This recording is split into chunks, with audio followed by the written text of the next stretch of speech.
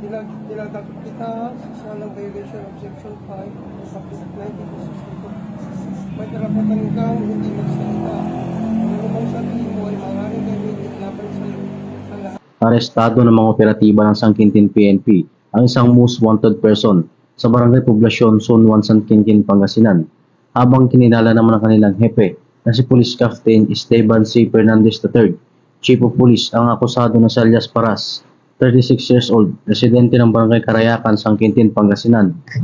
Dakong alas 10:50 ng umaga ng marestong suspect sa bisa ng warrant of arrest na nilagdahan ng Honorable Emma Ines Parahas, Presiding Judge of Regional Trial Court, Branch 52 Tayog, Pangasinan, sa kasong paglabag Section 5I of RA 9262 o Violence Against Women and Their Children at merong rekomendadong piyensang 72,000 pesos.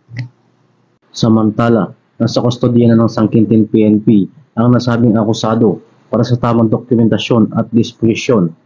Ang tagumpay ng operasyon ay bunga ng magandang ugnayan ng mamamayan pambansang pulisya para mas lalong mapaigting ang kampanya laban sa kriminalidad tungo sa mapayapa at ligtas na bagong Pilipinas.